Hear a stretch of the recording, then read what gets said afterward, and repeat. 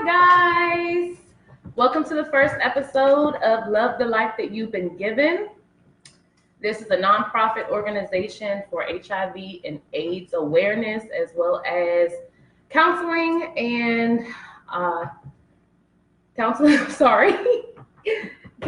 well as counseling and dealing with the coping process and information with your diagnosis. If you have problems coping with your diagnosis. I do want to let you all know that that viewer discretion is advised. There will be strong explicit content in this show.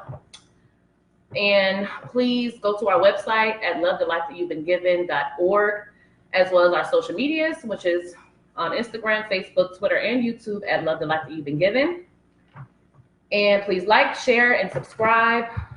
We will have an open discussion at the end of the show for questions and or concerns that you would like to discuss at the end of the show. Please send that information in and we can get that started. So please comment on this video, email us at info@lovethelifethatyou'veBeenGiven.org. You can email, send it to our website. We have a comment section there and also an email section there as well. And please understand that this show is based on real life experiences, feelings, and truth. This is going to be raw and uncut, and this is my own testimony as well as her own testimony. And I'm going to start by introducing who this is. This is my sister. This is Nicole. Hi.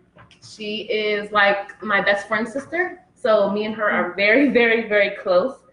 And she has agreed to come on here with me today to talk about her experience with my diagnosis and how she found out and her feelings behind it.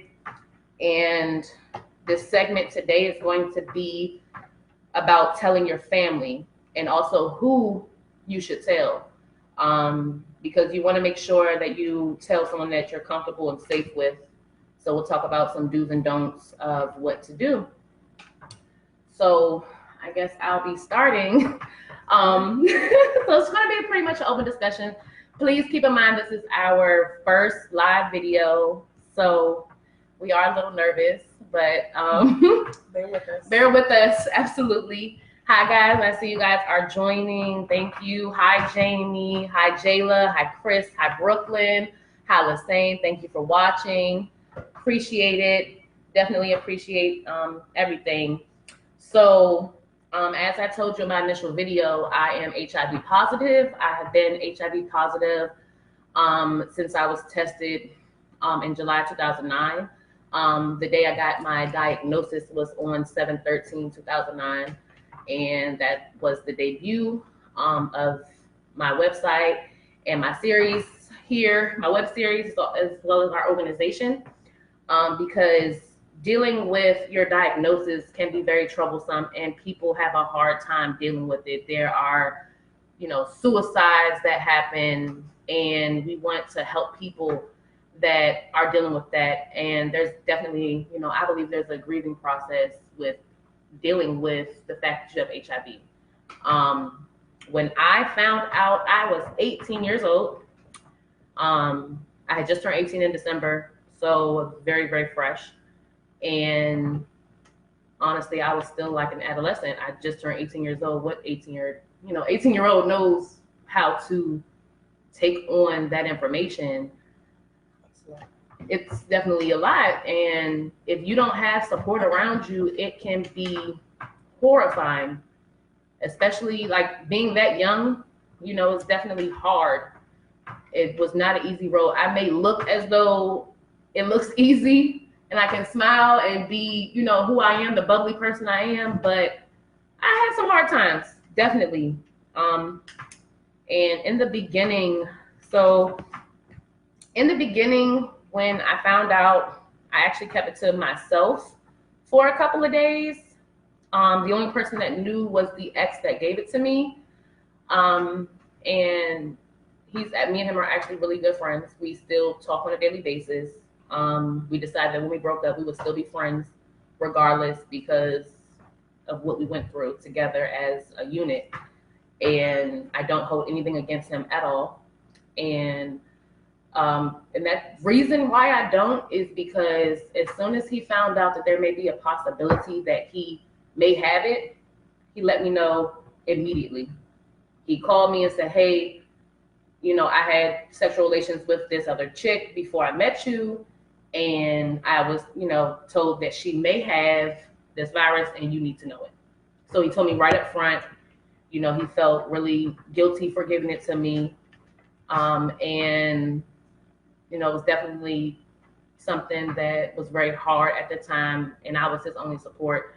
He didn't feel comfortable giving this information out to, family and friends at that present time. So I was his only support system. And with that, it made me feel as though, like, I accepted the fact that I had it, but I didn't deal with it. I kind of pushed all my energy onto him. All my positive energy that I had, I pushed it onto him so that he could have that support that he didn't have, because I had support. And when I first found out, I told my mom and my sister, Nicole. I told my sister Jamie as well. And I think I called you guys. No, I texted. She sent us a text message and said, I got something I want to tell you, but I can't tell you. You got to wait till tomorrow. Yeah, so like I think I worked late that night and my mom came and picked me up from work. And then I came over and I started, telling my mom in the car, because she kind of just like pushed it out of me. I mean, she knows me too well. She knew something was wrong and she pushed it out of me. So I told her that night. Mind you, the person this organization is dedicated to is Ronald Anthony Collins. That was her brother. So she knows about the actual virus itself as well as, the disease as well. So, she just, told me that I was going to be okay and everything will be fine. So I told her, and then I went to their house. I went to sleep on the couch and I woke up and everyone was in my face. So that's who I told first. And I do want to get into like why I told them. So the reason why I told them is because I knew they would be supportive. My mom has always been supportive through everything. Through anything I endeavor, she's always supportive and she always has our backs whenever we need it and I can talk to her about anything. I told my sister, of course, because she's my best friend. And I knew that she would be supportive. So I told her. And then I also told my other sister, I knew she would be supportive. She's also a nurse, so she has information that I may need in the future, and at that time I may have needed. So I definitely told her, and she was able to enlighten us a lot at that time. If you know me, you know that I do have 2 other siblings. I have a sister and also a brother. And I also did not tell my dad at that time either. There was no necessarily not a personal reason why I didn't tell them. It was more so that my dad and my little brother lived in North Carolina, and my sister was actually in Germany at the time. Oh, I'm sorry, she's in Germany now. So she was in Thailand at that time, and she was also pregnant. So at that time, oh yeah, you were pregnant. Yeah, they were pregnant at the same time. But the difference was Nicole was actually here for me to tell her in face to face. And I just felt at that time that it wasn't something that I wanted to tell somebody over the phone. I just didn't think that was inappropriate. I didn't think that was appropriate. So I didn't tell them. They found out in 2017 when I first wanted to start doing this organization. And I told them, and I mean to tell you, like the last time I cried telling somebody that I had HIV was when I told my dad 2 years ago. Prior to, I cried each and every time. Every single time I told somebody, I boo-hoo, cry. And if you know me, I'm sensitive, I'm a crier. So I cry about everything. So I definitely, that was definitely like a weight lifted off my shoulders. I just didn't want to really disappoint Daddy. It was, I kind of felt like it was a disappointment. Not that I necessarily had 100% control over it, but I kind of felt that it was disappointing. Oh, I know. It's my dad too. So Yeah, I know. Hi, Daddy. So his reaction was really it was very what's the word I'm looking for? Very welcoming. He told me that he thought that he wished he was there to help me go through my process. He was hurt that I didn't tell him because he would have been there for me. But after we got over that point, he was like, "Well, I'm still here. I'm still going to support you." And as I'm working on building this organization, he's been behind my back 100%. He'll call me on a weekly or every other week basis and say, "What are you doing? What's going on with the business? What's happening? Let me know what you need." And he's been very supportive, so I definitely commend him on that. Thank you, Daddy. And I just want everyone to know you should never feel pressured into telling someone if you're not comfortable. This is your own personal truth. This is your own personal business. Honestly, it's your health. So you're not obligated to tell who you don't want to tell. We do say that you want to tell at least somebody for emergency purposes, and that's for, in case you're unconscious and you have to get picked up by ambulance and they're like, this is personal, any type of medication. So you do want to let them know then, but you don't want to tell someone if you're not comfortable with telling them, period. Don't feel like you're pressured to tell them if you don't feel comfortable. There's different stipulations in that you should consider before telling someone as well. If you don't feel that, you'll be welcomed by it, I wouldn't suggest telling them. So definitely keep that into consideration. And always remember that when you tell someone, just like you have to give them time to process that diagnosis as well. It's a grieving process for everybody. Absolutely. Especially people that love you, it's a grieving process because when you love someone, you take on their emotions, their things that's going wrong with them, you're affected by it. So you have to expect to be, different reactions. Everybody has a different reaction to everything. So, and if you truly love someone, you feel what they feel. Essentially, you feel when they're hurting. You feel that because you're connected to that person that's love, and you definitely feel everything that they feel for the most part. So it's definitely a grieving process, and it's hard to deal with. And I'm honestly just very excited to do this. I'm very excited to help people who are going through this because it's not an easy road at all. I would never sit here and say it was easy for me to move past it or get to this point because it hasn't been at all, It's a lot. It's a lot to take on. It's a lot. So I think that we're going to get into actually speaking about when I found out and how Nicole's experience was. So again, this segment is about family, telling your family, your loved ones that you have HIV or AIDS in that matter. So Nicole, I remember it was the day I found out was actually 7/13. However, I found out on Nicole's 21st birthday. I got a phone call from my ex-boyfriend because he took his test before me, and he came up positive. He called me. I was at Nicole's house, and I ran outside him, and he told me, and instantly I knew. I said, well, I know the sexual relations I was having for the past 6 months, there was no way the guy was going to spare me and not give me the virus after what had transpired during that time frame. So I just knew that I had it as well.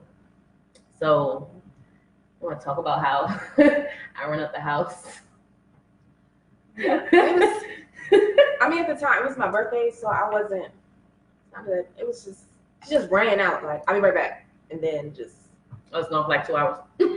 And then it was okay, she came back, and then she's just quiet. She was just quiet. I knew something was wrong, but I thought maybe she got in an argument or something. So I just let it be or whatever. And the next day, she didn't say nothing about it. So I was okay, well, whatever. So.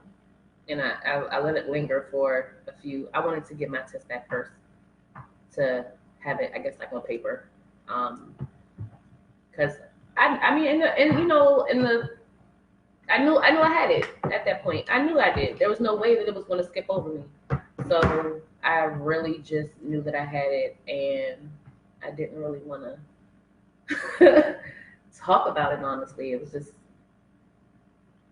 a lot to take in. And again, I was 18 years old. So what 18-year-old knows how to take that information in lightly? Yeah. So, that was definitely crazy. So, I told you what happened, and what did you think? I mean, how did you feel? You mean on my birthday, or when I actually told you? So, told y'all she sent us a text message. Nobody wants to get a message that says, I have to tell you something, but I can't tell you. So, my mind was just going through all types of, like, what could it be? I thought she was pregnant. Like, oh, okay, we're going to have little babies around each other. And that was just, HIV was the last thing that I thought of. Like, the absolute last thing. Like, so the next morning, my other sister came to come get me. So we could go get it out of her. And we were in the car, and we were like, what she got to tell her? Like, what is it? What is it? And I was like, well, what she got, AIDS or something? And at the time, it was a joke. That was, like I said, the absolute last thing that I thought. And AIDS is not HIV. Let me put that out there. But it's not the same, and they're two different things. But it was a joke at first, because that, like I said, it's the last thing that I thought. So we get to the house. Like she said, she was asleep on the couch. And we were all right here. Okay, right here. Good morning. What is it? What do you have to say? What do you have to say? Absolutely. So, I remember I sat like on the edge of the couch, and she just popped up, and she was like, so, I have HIV, and she said something else after that, but once I heard HIV, I like went numb, like everything just, I didn't hear anything else she said. I just heard I had HIV, and it didn't register. I didn't process it right then. It took me a while. And after, like, at some point, I got up, went to the bathroom, and started crying because I was so hurt or whatever. And my mother came in trying to, and I was 38 weeks pregnant. Yeah. Not that part. 38 weeks pregnant when she told me. So my mother's trying to calm me down, like, she's okay. You have to chill out because you got a baby inside of you. You got to chill out, whatever. So I came back out, and that's when she was talking about, oh, I got to take these pills every day. Just running through the whole thing that's her life now. So, you're literally married to a pill for the rest of your life, and that's exactly how my doctor explained it. When I got my diagnosis, he's like, okay, you're HIV positive, and I think I kind of had the same reaction. I got pretty much numb and just burst into tears when he actually told me, because it was like, okay, this is real. I knew that I had it when he told me, but this is the proof. This, it's on white paper that this is my life now. And again, being so young, you're like, what? Are you sure? Can you test it again? Is there any other test you can take, sir? I don't think you're right. I'm like, what do you mean? And he pulls out this list, guys. He pulls out a list of drugs. So there's so many different variations of drugs that you may need to take depending on what you are, what your body will accept. So he's like, well, we'll have to test your blood to see what drugs you're going to have to take. It could be possible you take 2 pills a day, or it could be possible you take 30. And there were so many combinations and variations. And I'm like, if I got to take 30 pills a day for the rest of my life, and I'm like, I'm 18 years old, how the heck am I going to do that? So like when I first started, they tested my blood and everything, and they told me that I think I took like 3 pills in the beginning, something like that. And then maybe like a year later, medicine had advanced, and I started to take 1 pill actually. They changed it. They got to 1 pill. after that. And I've been on one pill ever since. So it got to that point, which was great. For my, because I hated taking pills, y'all. I'm trying to tell you, I didn't even want to take Tylenol. Like I used to hate taking pills. And if you would have seen the pills that I had, I might show them on another show that so you can see they're like horse pills, huge horse pills that you have to take on a daily basis. Every day of your life. Every day. You're married to it for the rest of your life. And there's nothing you can do about that. So that was something I had to kind of get used to. And that's why I think like I was like really devastated, like because she was so young and like now she had to do all these things for the rest of her life. You know what I'm saying? She's only 18. So like she didn't really get to live for real, like, you know, do adult things without like having to take these pills forever or tell people, oh yeah, I have HIV, by the way, you know, like that was a lot. Like, and then I went into labor like 2 days later. Literally, yes. 2 days later. He told us on the 17th. My son was born on the 19th. And then, yeah, we skipped the part. But I went home that day. Yeah. I went home and hi Ryan. I went home and I was still upset, and you know I'm light skinned, so my face is still red and stuff. So my child's father, you know, was trying to get out of me like, what wrong? What did she say? Like, what is it? What is it? So I had to ask her permission to tell him, because that's not something you pass the word on to. Like, it's her story, it's her body. It's nobody's business to tell, you know, unless she wants to tell. But she gave me the okay, and I told him, and you know, he was a big support to me. And I, you know, I was pregnant, so he didn't want me, you know, to hurt the baby, or even though I did go into labor literally 2 days later. But like, he was a lot of help to me. You know, he was like, it's okay, you know, you have to calm down. She's gonna be fine. You know, people have lots of people have it. You know, he knows people that had it, and you know, you can still live a long, happy life. And like, absolutely. When I found out, I had to get educated on it. You know, because me too. I mean, yeah, but yeah, your family members have to get educated too, because people are very ignorant. Like, it's just the not knowing. Like, oh, it's this. I don't have it, so I don't have to, you know, learn about it. But you should. You know? Everyone thinks that, because I thought so too. Like, I never thought that this would happen to me. Yeah. Everybody thinks that, you know, oh, it's never gonna happen to me. Like, you hear about it, you see it. You know, it's like, oh, wow, that happened to this person, but it's not going to happen to me. But nowadays, it's literally 1 in every 5 people. I mean, how many friends do you honestly have? Right. Just think about that. You know, like, you have 20 friends, 4 people have it or could possibly have it. Yeah. Exactly. So you really got to think of it as being, you know, more common. I guess. Yeah, more common or hitting close to home. And then, you know, like, she didn't get it from out here, you know, messing with a bunch of people. She got it from somebody that she trusted, somebody that she loved. Right. And I wasn't shooting up drugs. Yeah, like how, or, you know, people still think it's like a gay disease, like only gay men have that. Is not true at all. Straight people get it, you know, and you don't have to get it from being promiscuous. You can get it from somebody that you love, that they don't know they have it, because what is it, 6 months? It doesn't show up in your blood until 6 months. So you can have sex with somebody in January, get tested in March, and it says no, but you can still transmit it to somebody else. And that actually kind of happened to me, though. Absolutely. Like, when me and my ex started to be sexually active, it was in January of 2009. And I got sick in like April, I want to say. I got sick. They tested me for everything. And I had, it was like flu-like symptoms. And I got sick and it came back negative. So they just thought it was the flu. Treated me for that. And then I was fine. And then I found out in July that I had HIV. And our symptoms were very different. Like I said, I got sick. And then I got better and it was fine. I was fine. I had nothing else. After that, it was nothing else to tell me that I had it. But with him, his lymph nodes actually swell. I don't know if you know what lymph nodes are, but they're like underneath your skin.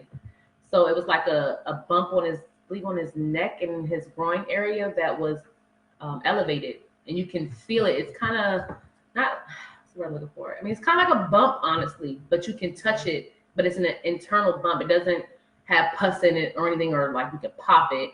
It's just a rising of the skin, and you can feel that it was the lymph nodes. And he just, when we were first talking about that we may have this, he used to say, "You think this is swelling up? You think this is swelling up?" And I'm, trying to be positive. No, it's okay. No, I don't know. And then, just trying to, keep it positive. But people have different symptoms, and you can't tell what it is, and you definitely have to be careful and make sure that you're getting tested. Most doctors recommend that you get tested every 6 months, but in my own personal opinion, I would definitely suggest getting tested every 3 months, because like they say, it doesn't show up until 6 months later. So again, if you get tested in January and you get it in March, you're not going to know until right, and you think, oh, I got tested for the year, I'm good. It's not going to happen. And then hey, Preston, hey, Tamara. The sooner you get tested, the better, because that's when you what is it, your T cells, right? Yes, ma'am. When T cells get below 200, that's when it turns into AIDS. And that's when your body can't fight off an infection. Like, you don't die from AIDS, you die from complications. So if you get pneumonia, that's actually what our uncle passed away from. He had AIDS, he caught it too late, and his body was numbers was like 40, somewhere between 35 and 40. It was supposed to be what, like 1,000 or something? Yeah. It was supposed to be 1,000. He had 4,000 by the time he found out, and it was too late by then. So he caught pneumonia and he passed away. So the sooner you get tested, the sooner you can take your medicine. And the medicine builds your T cells up. So that's what essentially saves you, basically. I mean, but you still take your pills, even if your numbers do get back up. But yeah, because they can retaliate that way. If you don't take your pills, they can retaliate and become immune. So that's why they tell you that you're married to a pill. You can't stop taking it. If you do stop taking it, then that's when it'll counteract, and they'll be like, oh, I don't need you, and just push past the pills, push past the medicine that's trying to help you.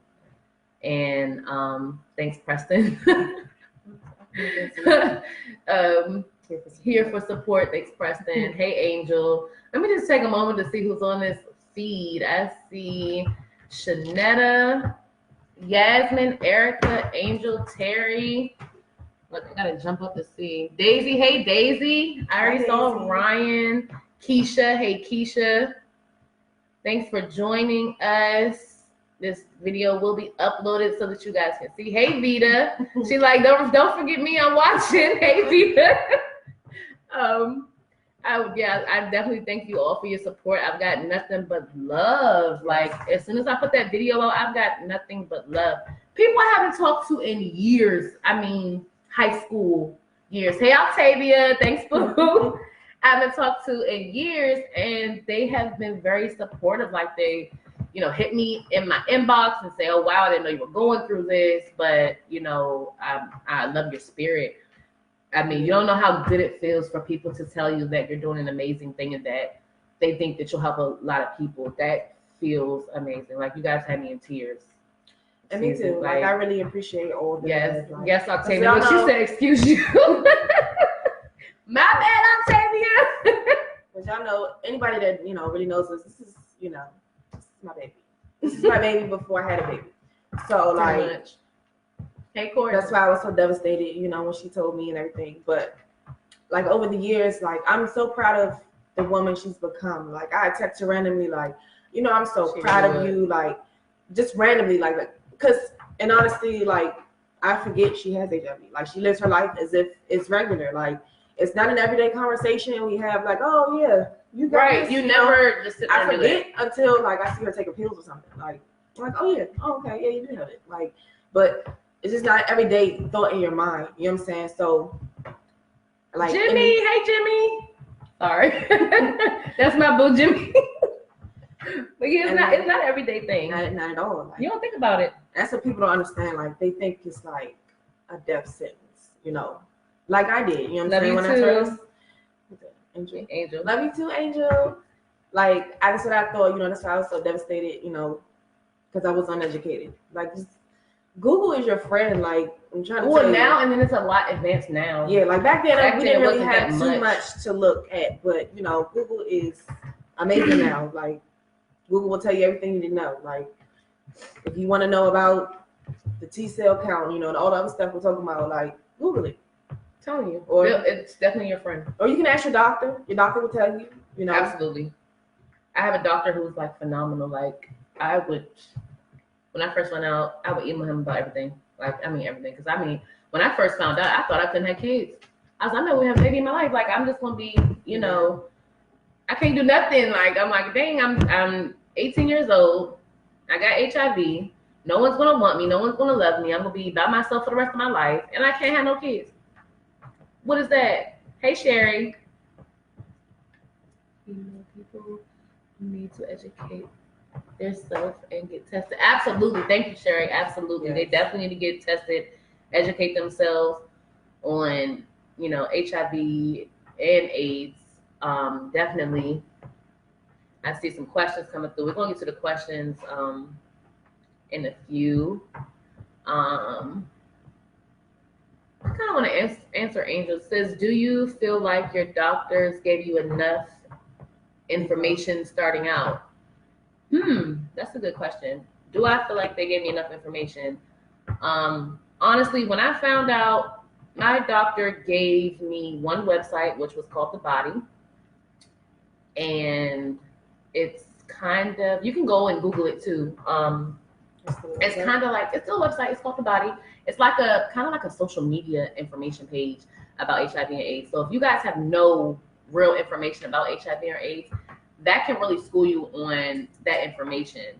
Now, the thing that I didn't necessarily like about it was it wasn't enough for me personally. I mean, everyone deals and copes with things differently. So, you know, for me, it was just like, okay, what is this?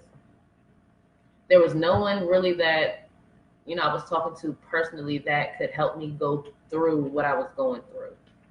It was more so a get tested. Hey, Tina. Hey, Nisi. Can you post the whole video? Oh, thank you, Nisi. It's definitely going to be posted and reposted. Yes. Hey, Nettie. So so it was definitely something that, you know, I mean, I guess you could say it kind of helped me, but it just wasn't what I was looking for, to be honest. And that was just my own personal opinion. Now, it may have helped other people, and that's fine and dandy, but for me, not really. And they had support groups that we could go to. I went to maybe one, but I didn't want to put that out there. Hey, Marlena. I didn't really want to put that out there that, you know, I had it, because to think about it, like, hey, T, going through hey, T. going through the process, like even going to the doctor, like I had Kaiser, and with Kaiser, they never, like, okay, so the department is called the infectious disease department. However, it's not located anywhere like on the map or anything that says this is the infectious disease department. Hey, Destiny, it's like in another department. So going to the doctor, I'm not going to disclose where it is because they do that for a reason. But going to the doctor, I would look around and see people waiting. I'm like, I wonder if he got it. Or what if she got it? Or what about him over there? Like, maybe he has it too.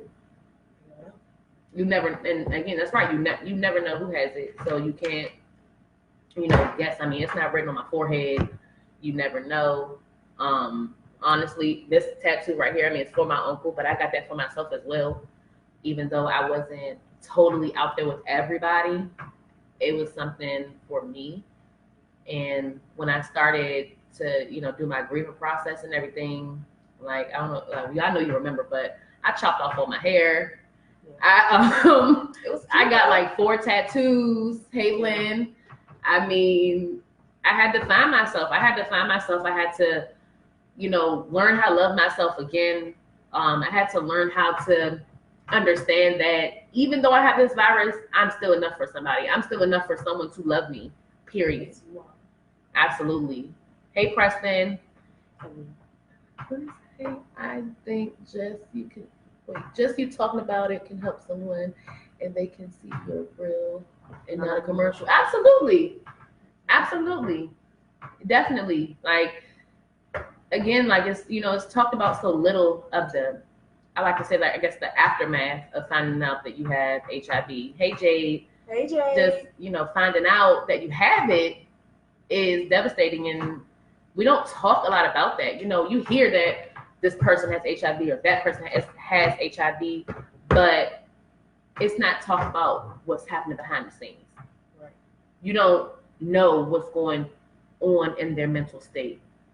You don't know what they're going through. You don't know what their family's going through. Like, she needed a support system. Even though I'm the one that had the virus, she needed a support system as well. And she took that support from, her child's father that was, definitely able to help her. Hey, Renika, hey, Leisha, to let her know that, I was going to be okay.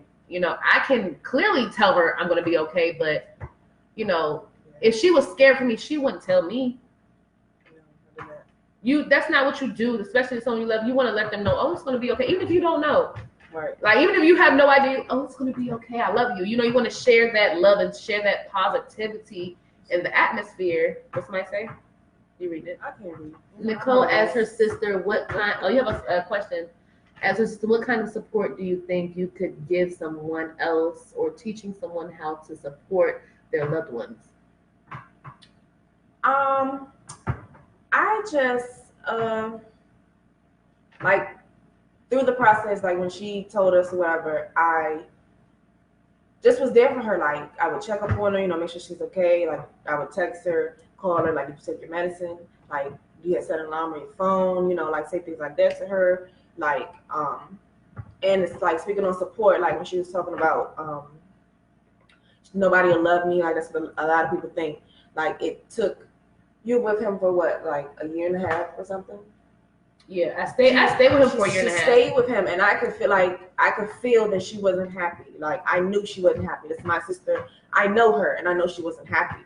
And I told her, like, look, somebody's gonna love you. Like you don't have to stay in this relationship. You don't have to do that. Like somebody will love you. Somebody will accept you. Somebody will, be there for you. Somebody will give you the support. Somebody will love you unconditionally.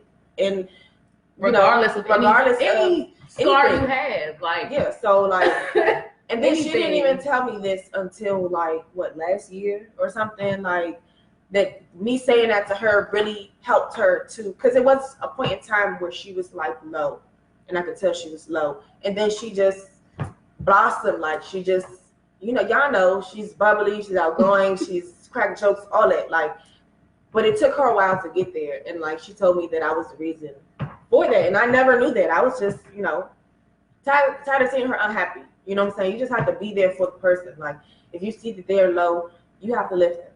Yeah. Period. Like, no matter what, like, especially with this situation, because this is something hard that she's dealing with in her own mind. And I know that she probably hasn't told me everything that's going on in her mind, which is her prerogative too. She ain't got to tell me. But me, her best friend and her sister, can tell when something is wrong. So I made the executive decision to, tell her about it. So what your friend should do. Absolutely, yeah. You don't need to be in this situation.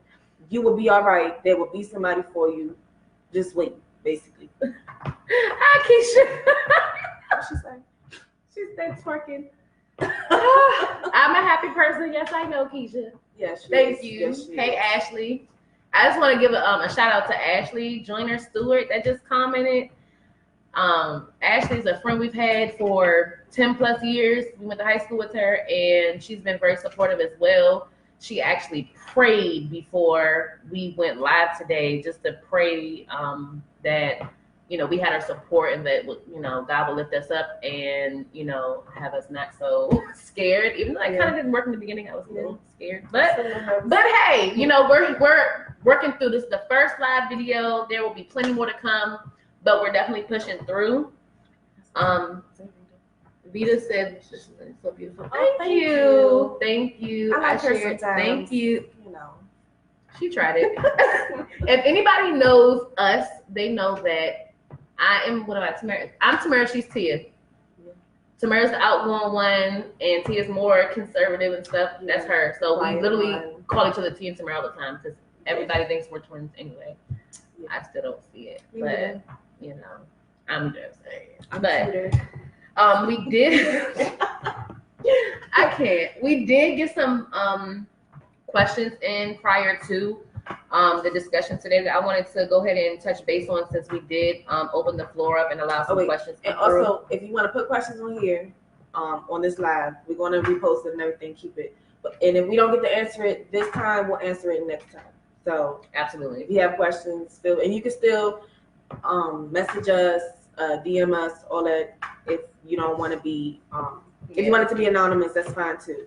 So please feel free to message us on Facebook, Twitter, Instagram at Love the Life That You've Been Given. You can send us an email at info@lovethelifethatyou'vebeen.given. You can reach out to us on Facebook at Christina Raleigh or Nicole Hyman and ask us questions.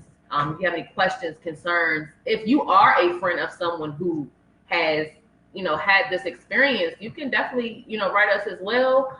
If you'd like to come on the show with us and talk about your own personal experiences with finding out, or, anything about the topic, dating after, things of that nature, we would love to have you. Please reach out to us so we can make this organization grow. Please like, share, subscribe this video. Please make sure you keep tuning in. We're going to have some great information, some great conversations to have. Please continue to ask questions. You don't know something, nothing is a stupid question. Please ask it. And we will get to it. So I did want to just I saw a question on here that someone that had tuned in late. The question was I scared, and how did I find out? So in the beginning of the video, I did note that my ex-boyfriend found out that his ex prior to me may have had HIV. And once he found that information out, he let me know immediately. He got tested first, and then my appointment was after his, and I found out then, and 100% I was nervous, 100%. And I'm actually going to leave it at that. And I'm going to talk about that more next week with the other special guests that I'll be having coming on next week. Next week, we're going to do the show at 6 o'clock on Sunday. So definitely make sure that you tune into that. I do also want to note that for some reason I was unable to do the video on YouTube Live. So this video has only been posted on Facebook and on my page, Christina Raleigh, and then on our Facebook page at Love the Life You've Been Given. So if you have a friend or someone that wants to watch the video, we will upload it on YouTube after this post and publishes. Then we'll go ahead and add it on. But right now it's just on Facebook at the present moment. We're also going to try to get it on not Snapchat, on Instagram, hopefully. Are you trying to see the messages? Yeah, you can actually move that one down. Only one viewer, that's Tamara, and that's fine. So it's kind of closer on me. Hey, but we're definitely going to get it all together. She's trying to figure out how to get to the questions. Oh, hey, Giovanna, we got plenty of people. Rainika, Daddy would have had me thinking all types of stuff. I mean, it did. It definitely did. For me too. Definitely. Hey, thanks, Preston, for sharing. You might want to go up. I love you too, Keisha. She said she loves us. I love you. Yes. You got it pressed right there. Sorry, guys. Don't mind me. Sorry. Trust me. Okay, so the next video, we're going to have a third person here that's going to do this for us. Yeah, hey, Amira. Hey. So we're still looking for that. Oh, it's a long one. Oh, hey, Amber. We missed a lot. Love the way you were before you found. All right, wait. The way you were saying before you found out, there will be enough people to judge them that don't know their story. Them having a virus or medical condition doesn't change the person they are. Absolutely. Yes, sis. Absolutely. That's my sister-in-law. Absolutely. Yes, absolutely. It doesn't change who you are as a person at all. I'm still the same crazy, Yes. outgoing, supportive, loving, caring person that I've always been. And nothing's going to change that. You know, it may sound cheesy, but I have HIV, but HIV doesn't have me. Okay. Hey, Kevin. Hey, TJ. So I did have some questions that got asked before the show that I was getting into. So those questions were as follows, and Nicole, you want to answer the first one? The first one was, what is the difference between HIV and AIDS? Well, we already kind of hit on it. We did, but I mean, we talked about HIV is a virus that you. I mean, you can say that. Should we say the actual name so they know what it means? Human. How do you write this? Immune deficiency virus. Human immune deficiency virus. Immunodeficiency virus. It's a tongue twister, but the virus is basically the beginning of it. So HIV and AIDS is not the same thing whatsoever. Basically, when you get HIV, that means that your T cell counts are pretty much, the virus is attacking them and they're starting to die. So in the beginning, your T cell counts are normally around the I think it's 1,000 to 1,500. So they're up there, but then they're starting to die because the virus is attacking them. So when you have HIV in your system for a certain period of time, it starts to develop into AIDS, because once it drops below 200, then it's AIDS, because now you've got way less T cells. Right, you have way less fighters, pretty much. You have way less fighters to fight off any type of virus. T cells are cells in your body. I'm sorry, I missed that part. T cells are cells in your body that are in your immune system, that are used to fight off viruses like the cold, the flu, pneumonia, all those things. They're used to actually fight them off. And you use them to fight them off. And if they're not fighting them off, then of course, your body will essentially, start to deteriorate almost. The sickness will take over your body. Pretty much. So that's exactly how, our uncle passed away, because he had the AIDS. It got to the point where he was in AIDS territory because his T cell count was so low. And when the pneumonia came, his body couldn't fight him off. He didn't have enough fighters to fight off that pneumonia. And that's what made him pass. So that makes you, in that territory there. Another question I have is, what is undetectable? So someone's been Googling, I guess, because I don't think I said undetectable, but okay. So undetectable is basically, so, when I was talking about taking your pills every single day, it's basically the medicine is fighting off the virus so that your T cell counts can repopulate, regenerate, because we all know the human body is something that regenerates, and it keeps trying to heal itself. So with the medicine, it helps it heal itself and make more T cell counts so that you won't drop below and end up in AIDS territory. So once you become undetectable, that means that it's fought off the virus enough to not show in a blood test that you have HIV. Hey Vera, hey Morgan, hey Taj, hey Family Page. So once you get undetectable, you can no longer transmit the virus to anybody else. That is a fact. As recent as 2 years ago, you can no longer pass off the virus if you're undetectable. I still personally choose to tell people that I plan on being in a relationship with, that I have it, whether I'm undetectable or not, and I believe that everyone should tell their loved one, or if you're trying to start a relationship, you should definitely tell someone them. that you're sexual with. Right, absolutely. They have a right to know. Yeah, and then I have the next question I have is, were you mistreated? So with that, I'm gonna say, technically, after diagnosis, I'm gonna say no. But there is a part of that I want to go into. I was living with a family member when I told you guys that I got sick, and March or April. And that family member, I was 18. So, you know, when you're 18, you know, hey, Moochie. Hey, Moochie. When you're 18, you don't have to have a parent back there. I think it's only when you're 16. But when you're 18, if you go to the hospital, you have the choice to not have a parent if you don't want to, or if you want your parent back there, you can have them. And my family member took me to the hospital to get checked out, and I didn't want her back there. When I came home, there was a comment made that they have not had an STD in all their life, and they're not going to get one because of me. Number one, an STD is a sexual transmitted disease, so I was not having sex with this family member, so let me be clear. So since that comment was made, it rubbed me the wrong way. And when I did find out that I did have HIV, I felt as though I'd be isolated. I felt as though I'd have a fork, a spoon, a knife, a cup.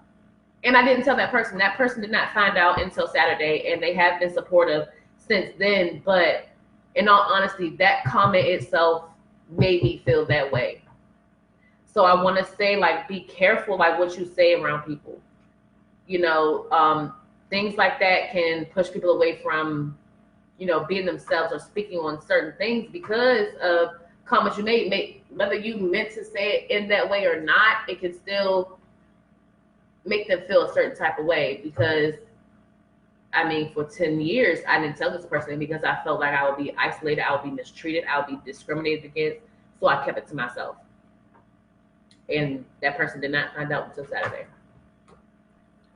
So, I mean, honestly, these are my own true feelings. I told who I told, when I told them, and when I wanted to tell them, when, you know, I felt as though it was okay to tell them.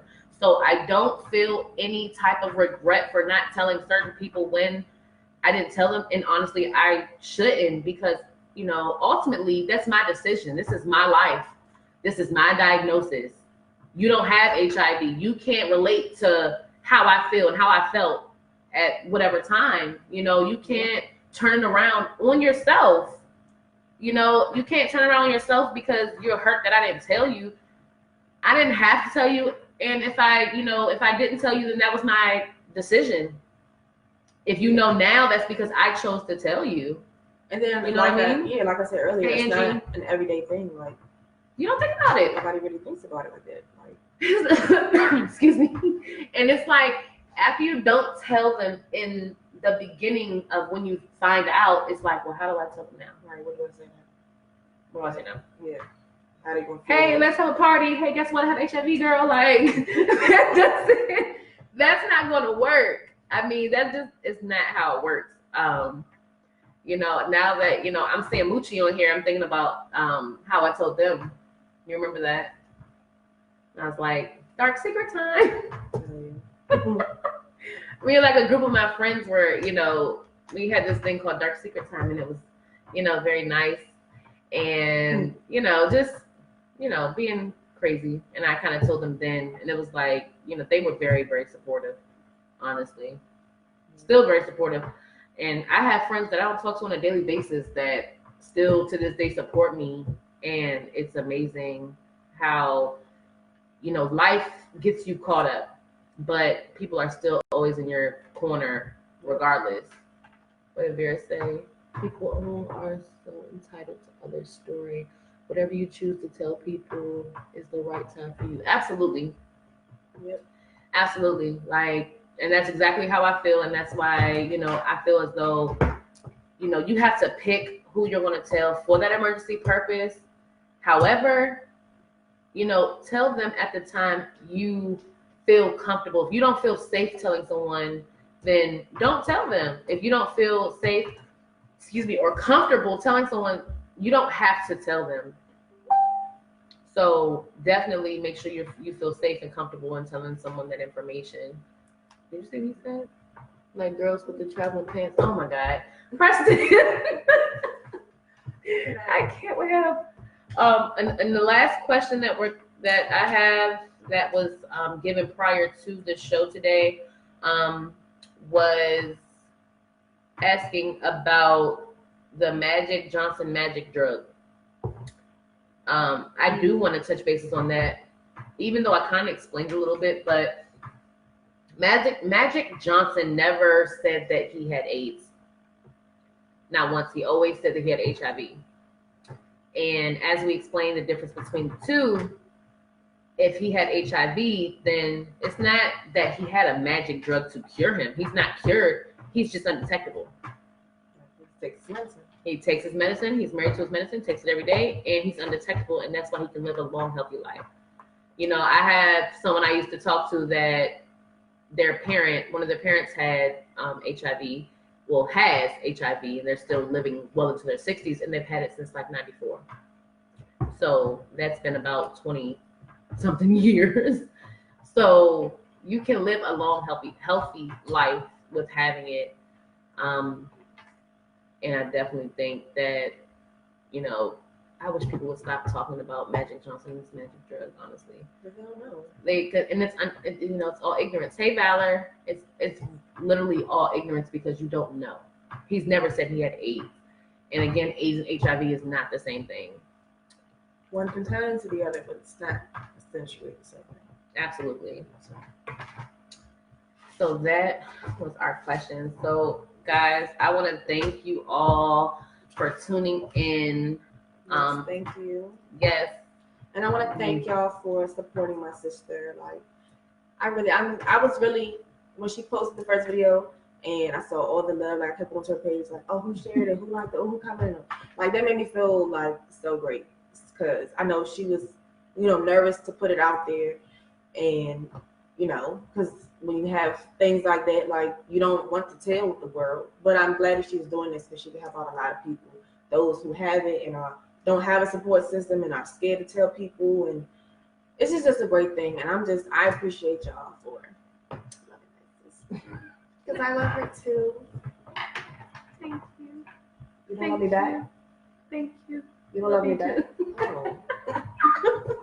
I love you too. I love all my friends that are helping me. I mean, you guys don't understand. I put up that first video and you may not see on the full front, but I have a wonderful support system behind me. There are people that behind the scenes that are doing a lot of work for this organization already.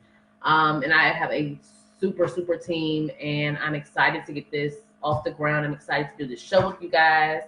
I'm very excited to have different people on here. I want to see how many people I can actually help. Thanks, Jamie. My sister's strong. I'm not going to say that word, but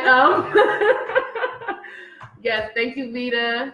Thank you, Jade. We definitely, just want to thank you guys for your support. It's amazing. Like, share, comment, subscribe. Please subscribe to our YouTube channel. Share that information. Go to our website at lovethelifewe'vebeengiving.org. Email us at info@lovethelifewe'vebeengiving.org for any information. If you want to send a comment, concern, question, tell a story, all that is accepted. Please make sure you reach out. What else? Oh, I also wanted to make sure that I put that out there. I think we kind of said something about it earlier, but I definitely want to stand behind that. We definitely support the LGBTQ community. So if you have any questions, concerns, please reach out. Please share it. If you want to share it personally with someone, please do so. If you have my number, you want to text me a question, that's fine too. Please don't be scared or nervous to send any type of information to us because we're definitely, definitely willing to help whomever.